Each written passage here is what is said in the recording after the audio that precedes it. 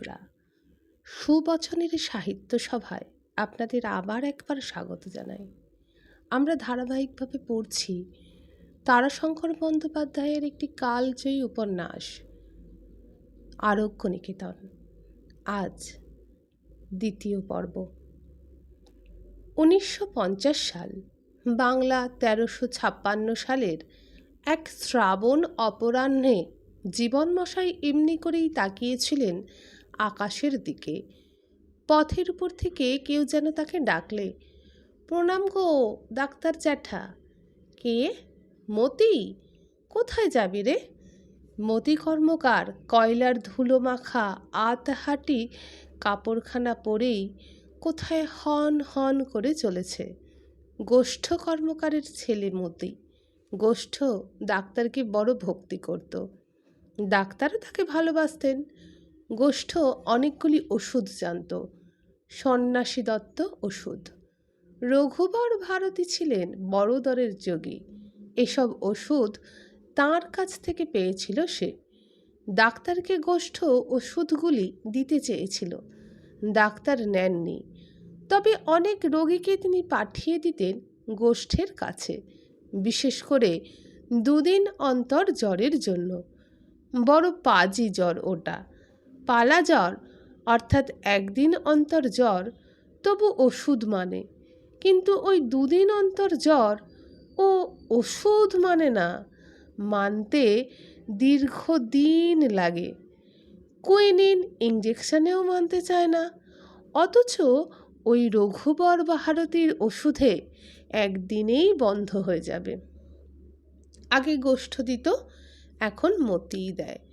জ্বরের নির্দিষ্ট দিনে একটা হলুদ মাখা ন্যাকড়ায় একটা জলজ গাছের পাতা কচলে রস বার করে বেঁধে শুকতে দেয়, তাতেই জ্বর বন্ধ হয়। হবেই বন্ধ। বিচিত্র দ্রব্যগুণ, অতি বিচিত্র। এই রোগী পাঠানো নিয়েই গোষ্ঠের সঙ্গে ডাক্তারের অন্তরঙ্গতা হয়েছিল। এদেশের সন্ন্যাসী সম্প্রদায়ের মধ্যে একটা চিকিৎসা প্রণালী প্রচলিত ছিল, বিস্ময়কর ফলপ্রদ চিকিৎসা। একবার তার ইচ্ছা হয়েছিল এই চিকিৎসা প্রণালী জানবার, কিন্তু তার গুরু নিষেধ করেছিলেন। তিনি বলেছিলেন, ডাক্তারি যখন শিখেছ তখন ওদিকে যেও না। যার গুণ বিজ্ঞানসম্মতভাবে জানো না তাকে প্রয়োগ করো না। মতি কর্মকার বললে, একবার আপনার কাছেই এলাম জ্যাঠা। বাঁচলেন মশাই। একজন কথা বলবার লোকের জন্য তিনি অধীর হয়ে উঠেছিলেন।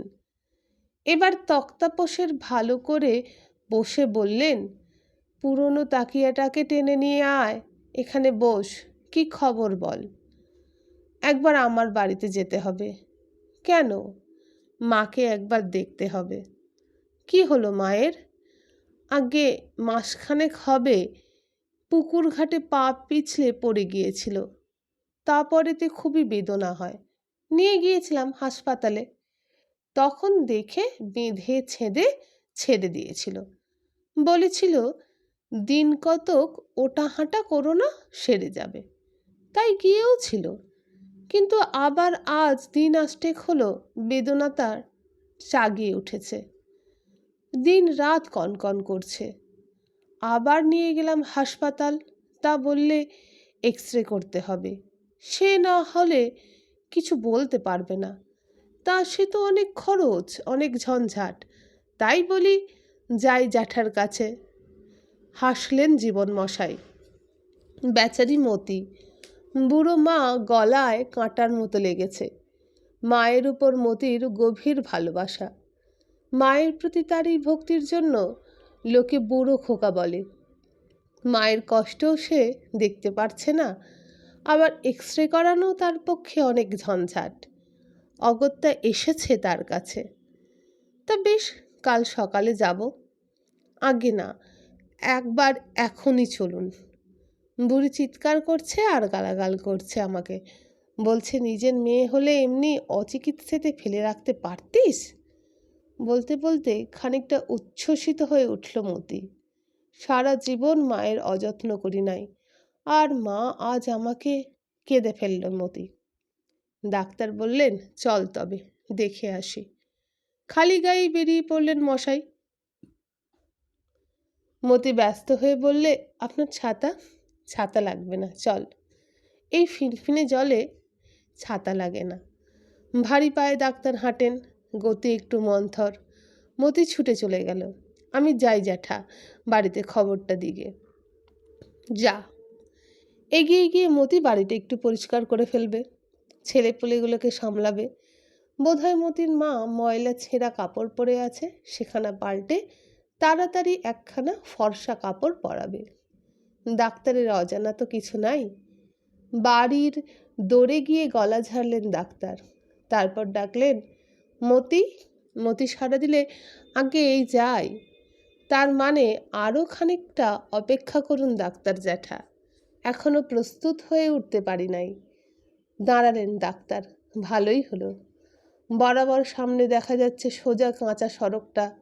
এই পথেই সাদা কাপড়ের ছাউনি দেওয়া ছাতা মাথায় দিয়ে আসবে শেতাব মুখুজ্জে। এক হাতে ছাতা, অন্য হাতে নেভানো লণ্ঠন আর দাবার পুঁটুলি। কিন্তু কই শেতাব? মতি ডাকলে, আসুন জ্যাঠা। বৃদ্ধা কাতর হয়ে পড়েছে। মতি ঠিকই বলেছে, জেরবার হয়ে পড়েছে বড়ি।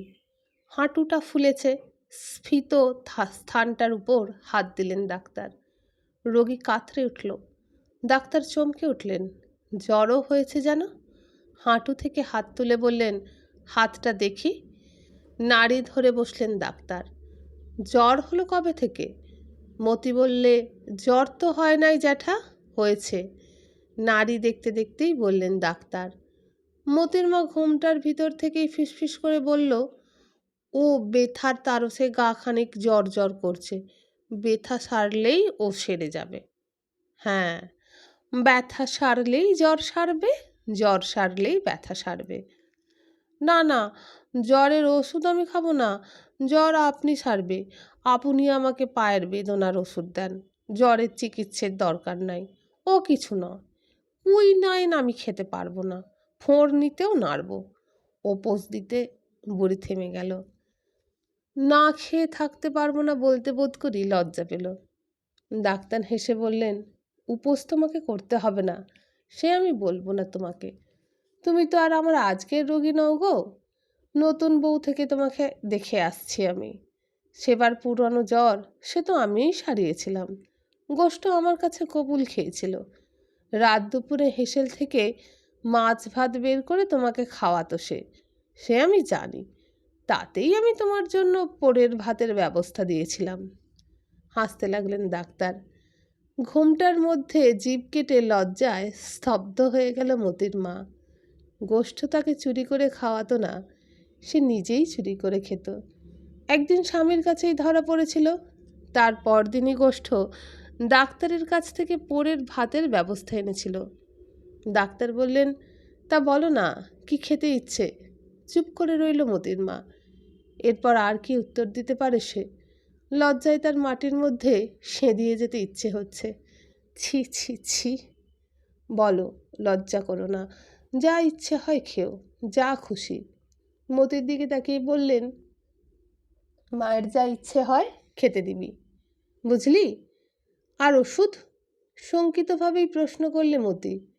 চা পান কি কিছু? কিচ্ছু না, খেতে দে বুড়িকে ভালো করে। কালী মায়ের স্থানের মৃত্তিকা লাগিয়ে দে, বাস। মতির মা ও মাথার ঘোমটা খানিকটা কমিয়ে দিলে। বললে, যাতনায় পরাণ যে বেরিয়ে যাচ্ছে আমার। তবে আগুনের শেক, শতবৈদ্য সম অগ্নি। ওর চেয়ে বেদনার আর ওষুধ হয় না। নুনের পুঁটলি করে সেঁক দে, ওতেই যা হয় হবে। ওতেই যা হয় হবে? ওষুধ দেবেন না? যা খুশি তাই খাবো? আমি তাহলে আর বাঁচব না? পরিপূর্ণভাবে ঘোমটা খুলে মতির মা এবার ডাক্তারকে প্রশ্ন করে নিষ্পলক দৃষ্টিতেই তাঁর দিকে চেয়ে রইল। বিচিত্র সে দৃষ্টি, কঠিনতম প্রশ্ন সে দৃষ্টিতে সমুদ্যত হয়ে রয়েছে। জীবনের শেষ প্রশ্ন। এমন দৃষ্টির সম্মুখে কেউ বোধহয় দাঁড়াতে পারে না। পারে 3 প্রকারের মানুষ। এক পারে বিচারক, যাকে প্রাণদণ্ড দিতে হয়। আসামি যদি তাকে প্রশ্ন করে আমাকে মরতে হবে, তবে বিচারক বলতে পারে হ্যাঁ হবে। আর পারে জল্লাদ, যে ওই দণ্ড হাতে তুলে নেয়। আর পারে চিকিৎসক। জীবনমশাই সেকালে বলতে পারতেন, অবশ্য প্রবীণ রোগীকেই সাধারণত বলতেন। আর কি করবে বেঁচে? দেখলে অনেক, শুনলেও অনেক, ভোগ করলেও অনেক, ভুগলেও অনেক। এইবার যারা রইল তাদের রেখে প্রসন্ন হাসি হাসতেন। তাঁর বাবা জগৎমশাই শেষটায় বলতেন, গোবিন্দ গোবিন্দ, হরিনাম করো, ইষ্টনাম করো, নামের তরি বাঁধা ঘাটে। তার ডাক্তারি বিদ্যার গুরু রংলাল ডাক্তার ছিলেন বিচিত্র মানুষ। রোগীর সামনে সচরাচর মৃত্যুর কথা বলতেন না, তবে জিজ্ঞাসা করলে বলতেন, medicine can cure disease but can not prevent death বলেই লম্বা পা ফেলে রোগীর বাড়ি থেকে বেরিয়ে আসতেন। আজ জীবন ডাক্তার মতির মায়ের দিকে চেয়ে হেসেই বললেন, তাতেই বা তোমার দুঃখ কিসের গো? নাতি পুতি ছেলে বউ রেখে ড্যাং ড্যাং করে চলে যাবে। পারো তো চলে যাও তীর্থস্থানে। কথার মধ্যেই মতি বলে উঠল, এই দেখুন ডাক্তার জ্যাঠা, কি বলছেন দেখুন। হাঁ গো, সে টাকা আমাদের আছে। কেন? এই তো 10 ক্রোশ পথ, ট্রেনে যাবি, বাড়ি ভাড়া করে রেখে আসবি। কী বা খরচ? কাটোয়াতে ভিড় বেশি, অনেক পূর্ববঙ্গের লোকজন এসেছে। তার চেয়ে উদ্ধারণপুর ভালো। পারাঙ্গা, গঙ্গা তীর, সারবার হলে 1 মাস গঙ্গার বাতাস গায়ে লাগলেই সব ভালো হয়ে যাবে। নিত্য গঙ্গা স্নান করবে, দেখবি মায়ের নবকলেবর হয়ে যাবে। না হয়। কথাটা অসমাপ্ত রেখেই ডাক্তার বেরিয়ে এলেন ঘর থেকে। দাওয়ায় দাঁড়িয়ে হাত দুখানি বাড়িয়ে দিয়ে বললেন, মতি, হাতে জল দে। মন খারাপ হলো না ডাক্তারের। মতির মায়ের বয়স হয়েছে, বয়সের অনুপাতে দেহ অনেক বেশি ভেঙেছে।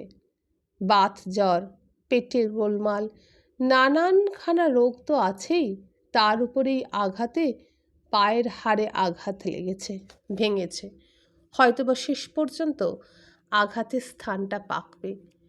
একমাত্র ছেলে, বউ, কয়েকটি নাতিপুতি, তা যাক না বুড়ি, এ তো সুখের যাওয়া। বুড়ির যেতে ইচ্ছে নাই। ডাক্তার এক নজরেই বুঝতে পারেন। মৃত্যুর কথা শুনলে চমকে ওঠে না এমন লোক বোধহয় সংসারে খুব কম। তবু বলেন, এই কারণে যে মানুষের এগিয়ে যাওয়ারও তো সীমা নেই। বেচারি মতির মা পিছনে পড়ে আছে অন্ধকারের মধ্যে, তাকে দোষ দিতে পারবেন না। ছেলে, বউ, নাতি নাতনি, ঘর সংসার বড় জড়িয়ে পড়েছে বুড়ি। অহন্যহনি ভূতানি গচ্ছন্তি যম মন্দিরং শেষা স্থিরত্বমিচ্ছন্তি কিমাশ্চর্য তৎপরং। বুড়ি সেই সনাতন আশ্চর্য হয়ে উঠছে আজ। কিন্তু যেতে হবে বুড়িকে, আর যাওয়াটাই ওর পক্ষে মঙ্গল। হ্যাঁ, মঙ্গল। নইলে দুর্ভোগের আর অন্ত থাকবে না।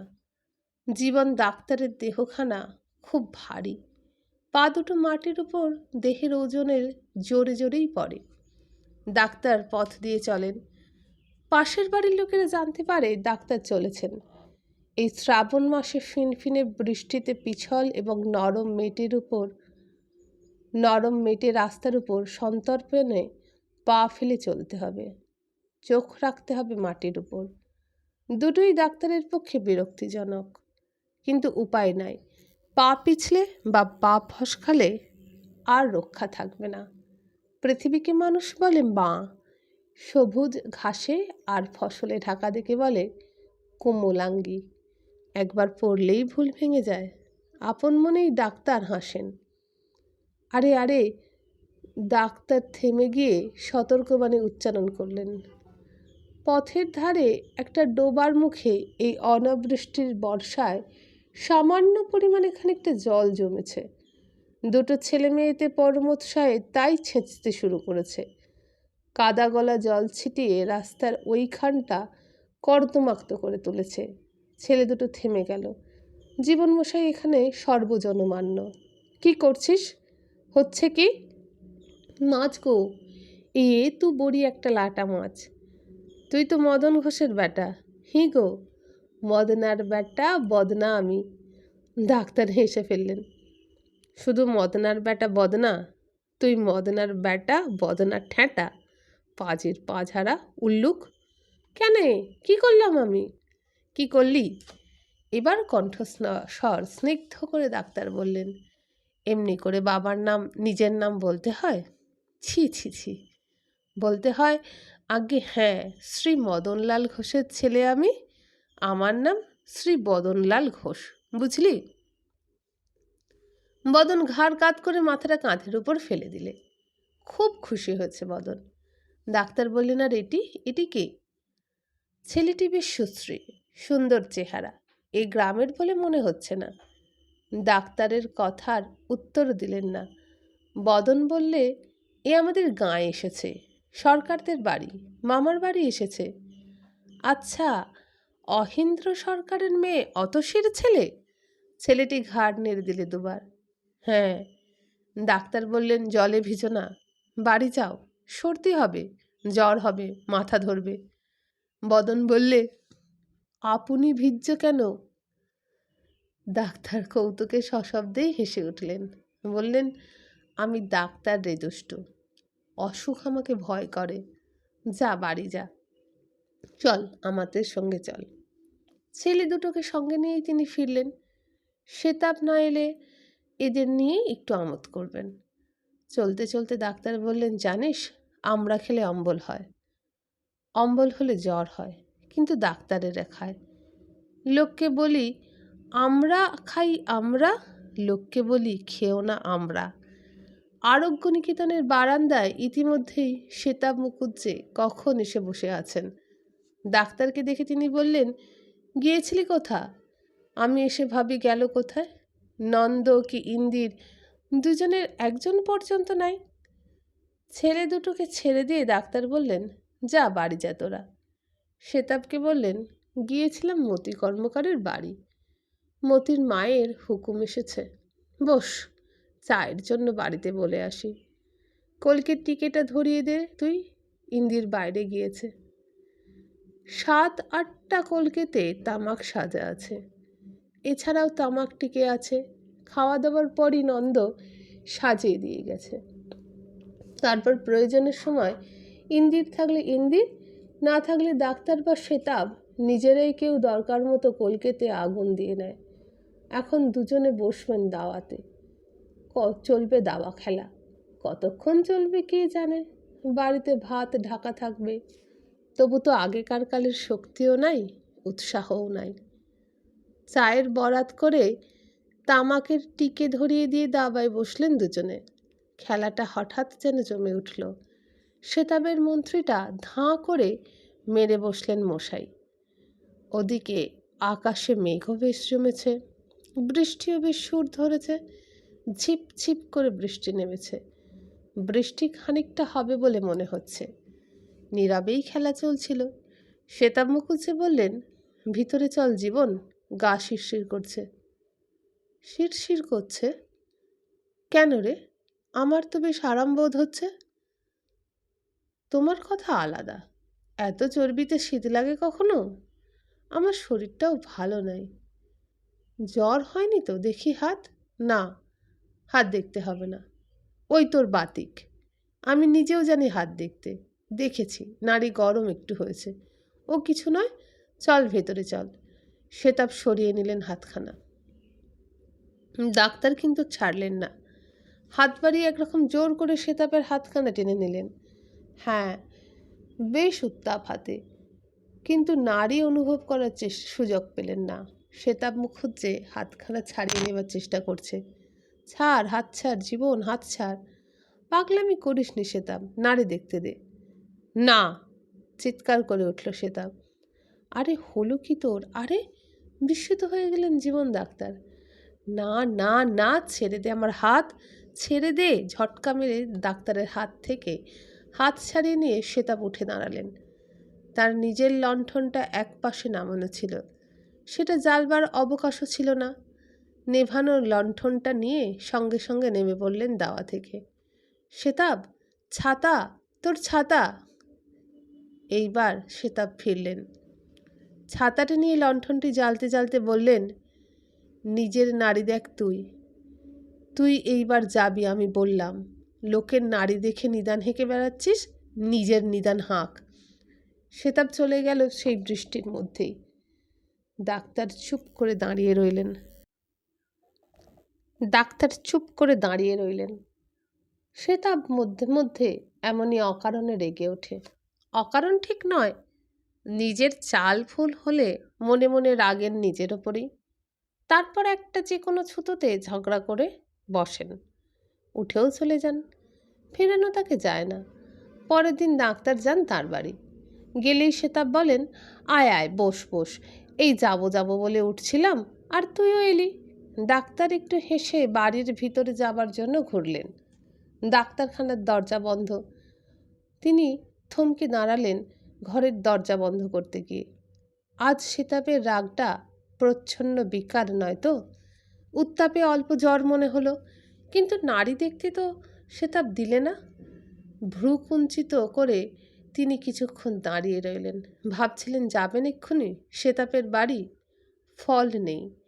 তাই যদি হয় তবে শ্বেতাব কিছুতেই তাকে হাত দেখতে দেবেন না, বরং আরও বেশি উত্তেজিত হয়ে উঠবেন।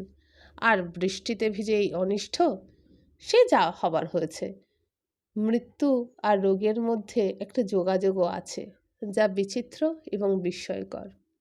পরের দিন ডাক্তার সাধারণত একটু দেরি করেই ওঠেন, কিন্তু আজ উঠলেন সকালেই। সমস্ত রাত্রি ভালো ঘুম হয়নি। শ্বেতাব সম্পর্কে দুশ্চিন্তা একটা বাতিকের মতো তাঁকে চঞ্চল করে রেখেছিল। কত উদ্ভট চিন্তা! তাঁর অভিজ্ঞতায় যত বিচিত্র রোগলক্ষণ উপসর্গ তার চোখে পড়েছে, তিনি যেন উপলব্ধি করেছেন সেই সব উপসর্গের লক্ষণ তিনি শ্বেতাবের আচরণের সঙ্গে মিলিয়ে পেয়েছেন সেদিন। যত দেখেছেন ততই যেন মিলেছে। মনে মনে অনুতাপ হয়েছে, শ্বেতাবকে তিনি জাপটে ধরে জোর করে ঘরে বন্ধ করে রাখলেন না কেন? ওই বর্ষণের মধ্যে যেতে দিলেন কেন? প্রচ্ছন্ন বিকার নিয়ে জ্বরই খুব খারাপ, তার উপরে এই বর্ষায় ভিজে যদি সর্দিটা প্রবল হয় তবে সে অসাধ্য হয়ে উঠবে। বয়স শ্বেতাবের হয়েছে, জীবনে বন্ধনও নাই। বন্ধন বলতে স্ত্রী, কিন্তু সে স্ত্রী এমনই সক্ষম ও আত্মপরায়ণা যে শ্বেতাবের অভাবে তার বিশেষ অসুবিধা ঘটবে না। শ্বেতাবের অভাব অনুভব করলেন তিনি নিজে।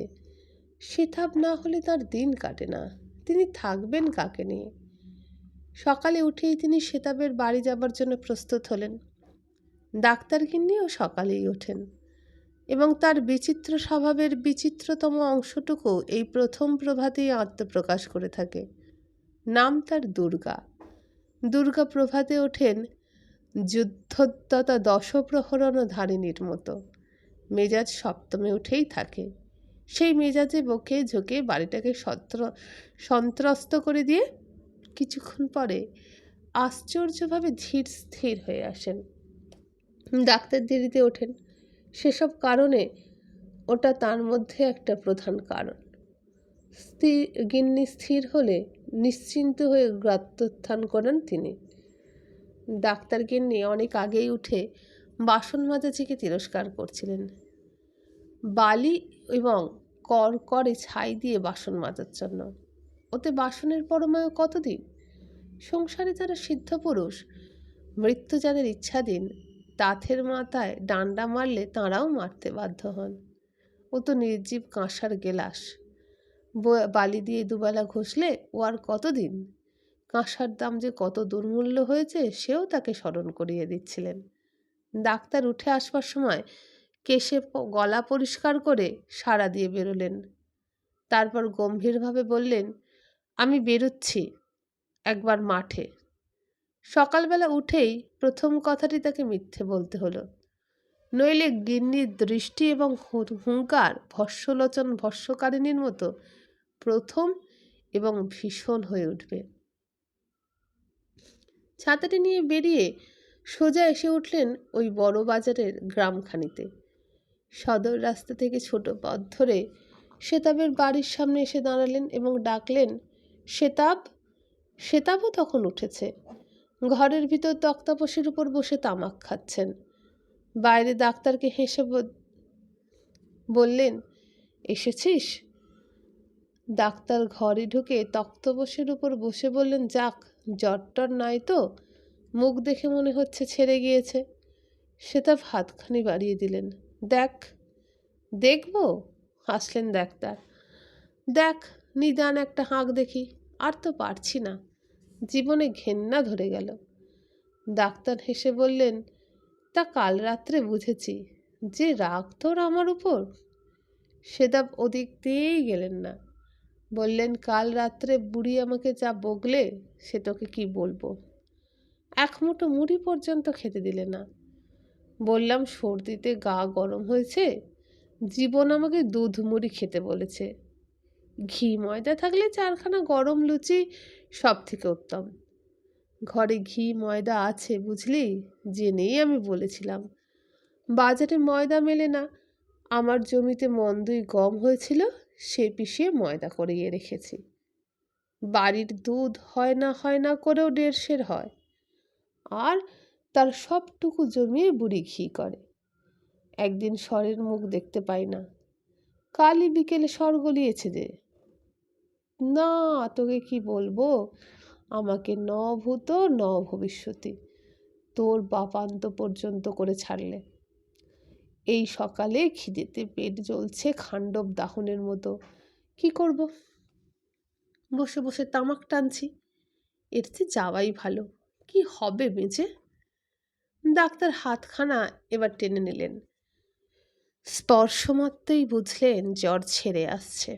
বললেন, জ্বর ছেড়ে আসছে। কাল রাত্রে গিন্নি খেতে না দিয়ে ভালোই করেছে। কয়েক মুহূর্ত নাড়ি পরীক্ষা করে বললেন, আজ সকাল সকাল ঝোল ভাত খা, এখন বরং চায়ের সঙ্গে কিছু খা, আর জ্বর হবে না মনে হচ্ছে। কিছু খা? শেতাব রুক্ষ স্বরে বলে উঠলেন, কিছু খা? ঠাকুর সেবা নাই, সে কে করবে? কাউকে বল না, করে দেবে। দেবে? একালের কোন ব্যাটা এসব জানে না? এতে মতি আছে। আছে এক মুখ্য ভাঙ, ওই ঠ্যাঁটা বাঁকা চাটুজ্যেদের ছেলে। তা এখন তার কাছে যাবে কে?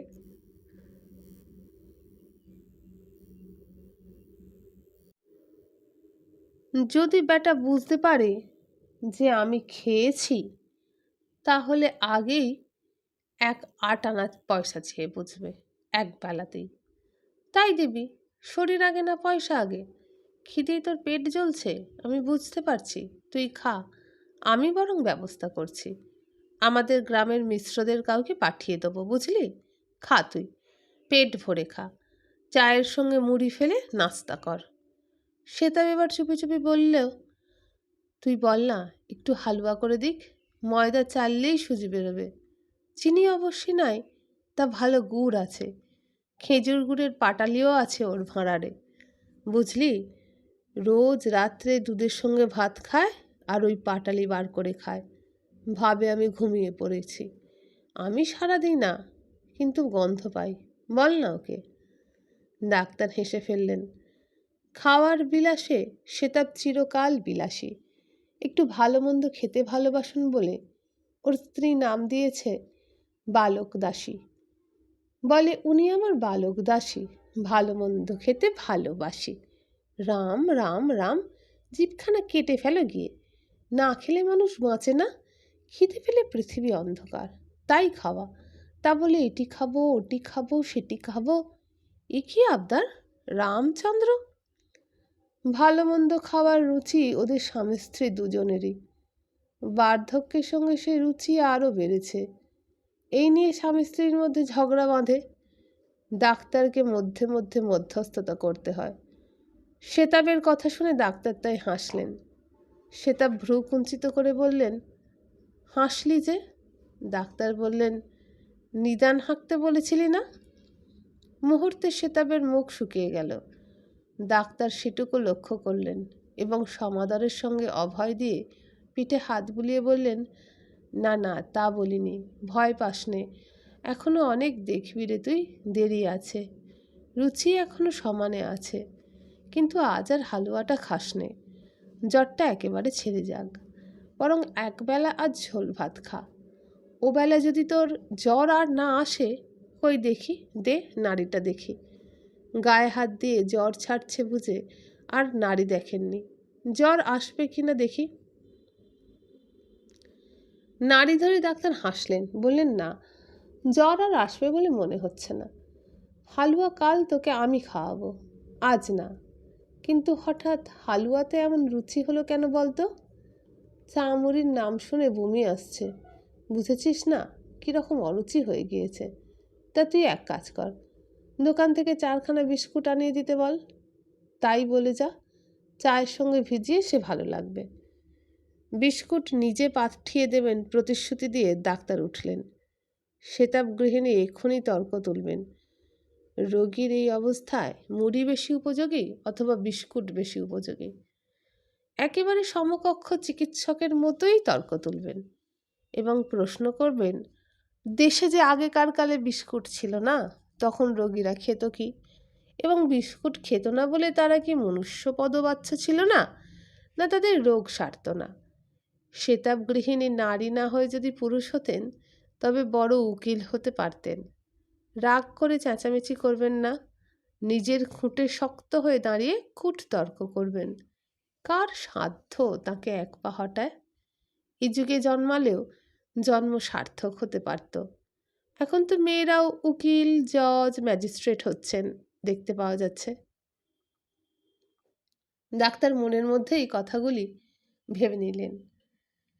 প্রকাশ্যে সেতাবকে বললেন, গিন্নিকে বলে কাজ নাই, আমি বরং ফিরবার পথে বাজার থেকে দেখে শুনে কারোকে দিয়ে পাঠিয়ে দিচ্ছি, তুই যেন বাইরে থাকিস, বুঝলি?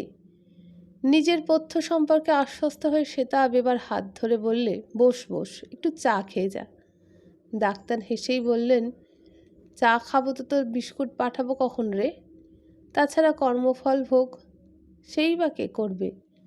2-4 জন হাত দেখাতে আসবে তো, বসে থাকবে তারা, আমি উঠি। বলেই তিনি উঠলেন। সেতাব সম্পর্কে দুশ্চিন্তা কেটে গেছে তার।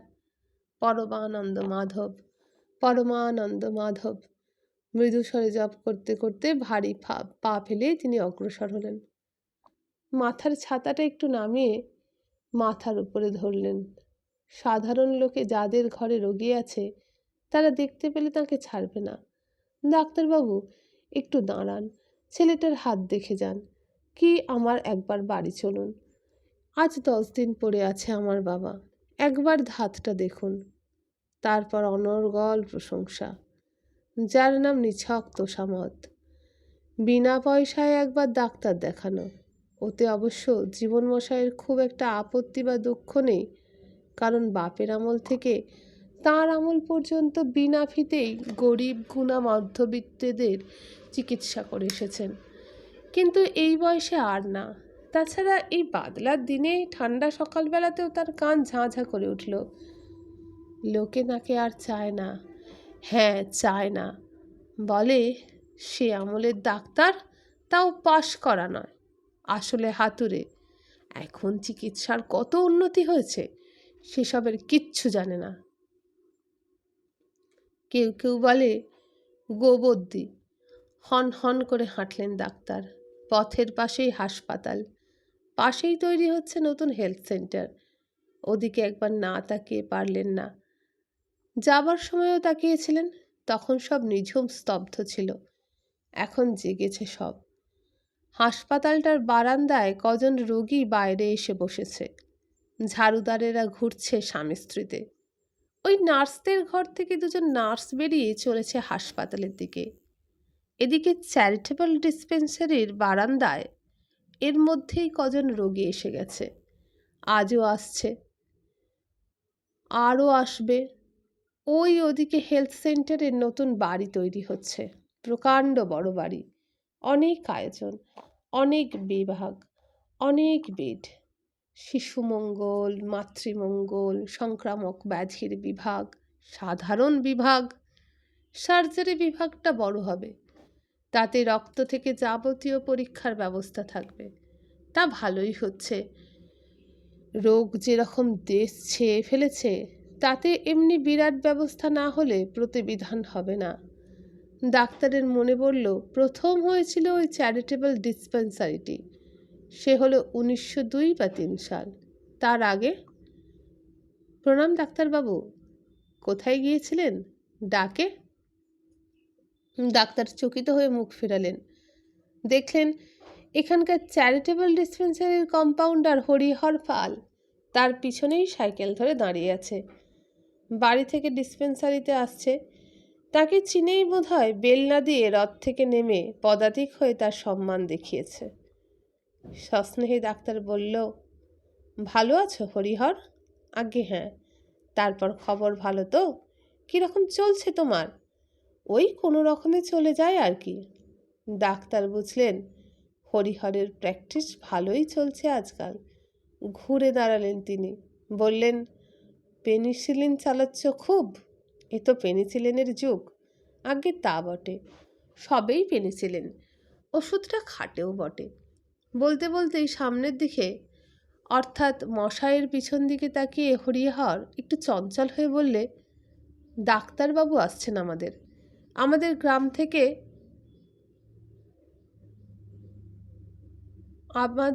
আপনাদের গ্রাম থেকেই আসছেন দেখছি। ও, বোধহয় মতি কর্মকারের মাকে দেখতে গিয়েছিলেন।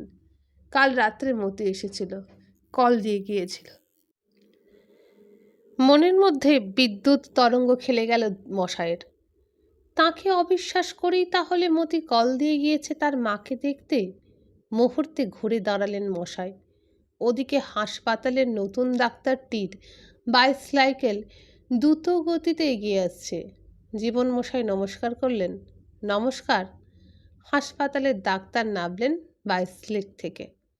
বললেন, তরুণ বয়স, পরনে প্যান্ট, বুশশার্টের উপর ওয়াটারপ্রুফ, মাথায় অয়েল স্কিনের ঢাকনি মোড়া সোলার হ্যাট, চোখে শেলের চশমা, কলকাতার অধিবাসী, নাম প্রদ্যোৎ বোস।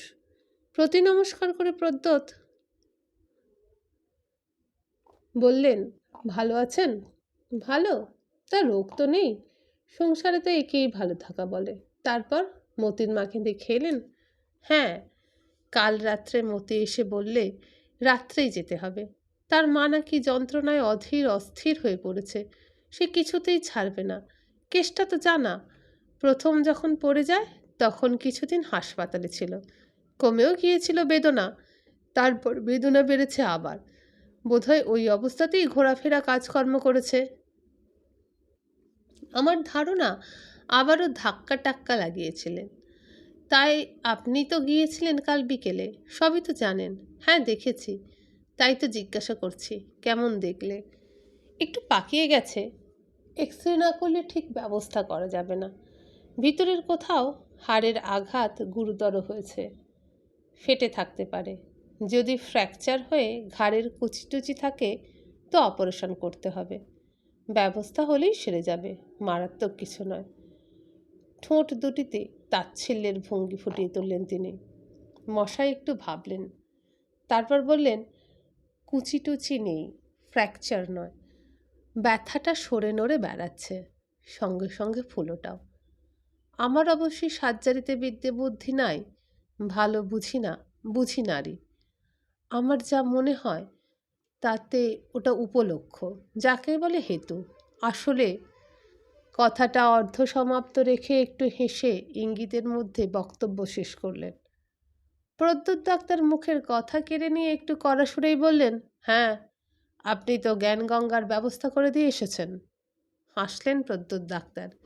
এবার রসিকতা করেই বললেন, আমি গিয়ে দেখি যে বুড়ির এমন প্যালপিটেশন হচ্ছে যে জ্ঞানগঙ্গাও আর পৌঁছতে হবে না, স্টেশনে যাওয়ার জন্য গাড়িতে তুলতে তুলতেই হার্ট ফেল করবে। আর একটু হেসে নিলেন প্রদ্যোৎ ডাক্তার। তারপর বললেন, না, বেঁচে যাবে বুড়ি। মতি কিছু খরচ করতে প্রস্তুত আছে, বাকিটা হাসপাতাল থেকে ব্যবস্থা করে ওকে আমি খাড়া করে দেব। ওকে মরতে আমি দেব না। শেষ কথাটিতে প্রচ্ছন্ন তাচ্ছিল্যের ব্যঙ্গ রনরন করে বেজে উঠল। মনে হলো ডাক্তার তীর ছুড়লেন। তীরটা তার মাথায় খাটো করে ছাঁটা চুলগুলি স্পর্শ করে বেরিয়ে গেল। তীরটার দাহ, তীরটা তার কপালে কি ব্রহ্মতালুতে বিদ্ধ হওয়ার যন্ত্রণা থেকেও শতগুণে মর্মান্তিক। ঘাড় নেড়ে ডাক্তার বললেন, আমাকে মারতে হবে না ডাক্তারবাবু, বুড়ি নিজেই মরবে। 3 মাস কি 6 মাস, এর মধ্যেই ও যাবে। ওর অনেক ব্যাধি পোষা আছে। এই আঘাতের তারসে সেগুলি। প্রদ্যোৎবাবু চকিতে ঘাড় তুললেন, তারপর বাধা দিয়ে বললেন, পেনিসিলিন, স্ট্রেপ্টোমাইসিন, এক্স-রে এসবের যুগে ওভাবে নিদান হাঁকবেন না, ওগুলো ঠিক নয়। জড়িবটি, সর্দি, পিত্তি এসবের কাল থেকে অনেক দূর এগিয়ে এসেছি আমরা। তাছাড়া এসব হলো ইনহিউম্যান, অমানসিক। এরপর জীবনমশাইকে আর কথা বলার অবকাশ না দিয়ে প্রদ্যোৎ ডাক্তার বললেন, আচ্ছা নমস্কার, চলি, দেরি হয়ে যাচ্ছে হাসপাতালের। সঙ্গে সঙ্গে বাইসাইকেলে উঠে ভিতরের দিকে চালিয়ে দিলেন দ্বিচক্র যানটিকে। কটু কথা বলে মানুষের কাছে চক্ষু লজ্জা এড়াবার জন্য মানুষ এমনি নাটকীয়ভাবে হঠাৎ পিছন ফিরে চলে যায়। খানিকটা গিয়ে আবার নেমে বললেন, আসবেন একদিন, আমাদের ব্যবস্থা দেখলেই বুঝতে পারবেন সব। নতুন নতুন কেসের অদ্ভুত ট্রিটমেন্ট, হিস্ট্রি পড়ে শোনাবো আপনাকে, মেডিকেল জার্নাল থেকে। হাতুড়ে চিকিৎসা ছাড়া এককালে যখন চিকিৎসা ছিল না, তখন যা করেছেন। একালে কিন্তু বৈজ্ঞানিক ব্যবস্থা যখন হয়েছে, লোকে পাচ্ছে, তখন ওই হাতুড়ে চিকিৎসা ফলানো মারাত্মক অপরাধ। অন্য দেশ হলে শাস্তি হতো আপনার। কঠিন হয়ে উঠল তরুণ ডাক্তারটির মুখ। জীবনমশাই স্তম্ভিত হয়ে গেলেন। তিনি অপরাধী? অন্য দেশ হলে তার শাস্তি হতো? এত বড় কথা বলে গেল ওই ছোকরা ডাক্তার। জীবন ডাক্তার স্তব্ধ হয়ে দাঁড়িয়েই রইলেন। কয়েকটি রোগী হাসপাতালে ঢোকবার সময় তাকে দেখে থমকে দাঁড়ালো, সবিস্ময়ে তাকেই রইল। জীবনমশাই লক্ষ্য করলেন না, তিনি আত্মসম্বরণ করেছিলেন। এ তো তাঁর পক্ষে নতুন নয়। দীর্ঘ জীবনে পাশ করা ডাক্তার এখানে অনেক এলো, অনেক গেল। জেলা থেকে বড় বড় ডাক্তারও এসেছে, কলকাতা থেকে এসেছিল। মতভেদ হয়েছে, কোনো কোনো ক্ষেত্রে এমনি অবজ্ঞাও তাকে সহ্য করতে হয়েছে। কিন্তু শেষ পর্যন্ত প্রমাণিত হয়েছে জীবন মশাই অভ্রান্ত। না, জীবন মশাই নয়, তিনি নয়, নারী জ্ঞান যোগ অভ্রান্ত। মনে পড়ছে, সব ঘটনাগুলি মনে পড়ছে। পিতামহ দীনবন্ধু দত্ত এই জ্ঞানযজ্ঞ পেয়েছিলেন এখানকার বৈষ্ণব বৈদ্যকুল তিলক কৃষ্ণদাস সেন কবিরাজ মহাশয়ের কাছে। আবার তিনি চলতে শুরু করলেন। বন্ধুরা, শেষ হলো আরোগ্য নিকেতনের 2য় পর্ব। যদি ভালো লাগে সঙ্গে থাকবেন, লাইক, শেয়ার, সাবস্ক্রাইব করবেন। আজকের মতো নমস্কার।